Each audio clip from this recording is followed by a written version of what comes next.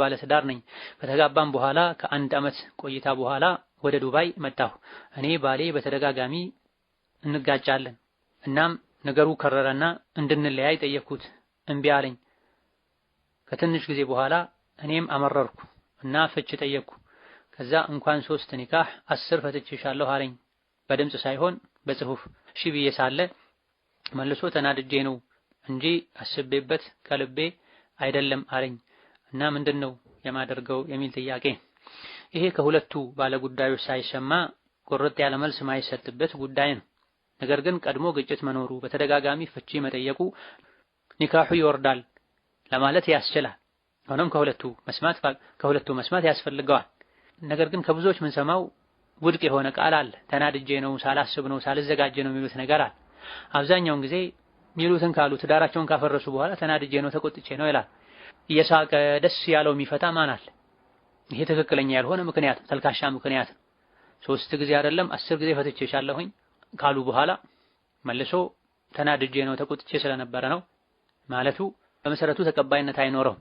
የሰው ልጅ በንግግሩ ይጠየቃል። ኃላፊነት መውሰድ አለበት ለሚናገረው ንግግር። አላሁመ ኢላ እብደት ደረጃ የሚያደርስ ቁጣ ያለበት በተፈጥሮ የሚታወቅ ሰው ከሆነ እብድ በተናገረው ነገር አይጠየቅም ሊባልለት ይችላል። እዚያ ደረጃ ካልደረሰ ግን ደጋግማ ፍታኝ ስትለው የነበረ ሰው ፍታኝ እንድትለው የሚያደርግን ሰበብ መራቅ ሲገባው ተናዶ ፈትቻለሁ ከማለቱ ጋር መልሶ ተናድጄ ስለነበረ ነው አይባልም። የሳቅ አትፈታም። ብዙ ጊዜ ሰዎች ሲፈቱ የሳቁ አይደለም የሚፈቱት፣ ፈገግ ያሉ ደስ ያላቸው አይደለም የሚፈቱት። ረጋ ማለት፣ ምስክር ማምጣት፣ ከሐይድ እስክጠራ ድረስ መጠበቅ፣ ሸሪዓ ያስቀመጣቸው ስርዓቶች አሉ። ያን ተከትሎ መፈታት ነው ያለበት። ፍቺ በወንድ እጅ የተደረገው ወንድ ከሴት ይልቅ ግጭትን ስለሚችል ስለሚቋቋም ስለሚታገስ ነው። ሚስት ፍታኝ ስላለችው ብቻ 3ቱን ፈትቻለሁ የሚል ወንድ የወንድ ኃላፊነቱን አልተወጣም። አባትሽን አምጪ፣ ምስክሮች ይምጡ፣ ሽማግሌው ጉዳዩን ማለት ወንዱ ከሴት መብለጥ ሆደ ሰፊ መሆን አለበት። በየቀኑ በስልክም በጽሁፍም ከሚጠየቁ ፈትዋ ላይም ከሚቀርቡ ጥያቄዎች ብዙዎቹ በፍቺ ጉዳይ ነው፣ በኒካህ ጉዳይ ነው።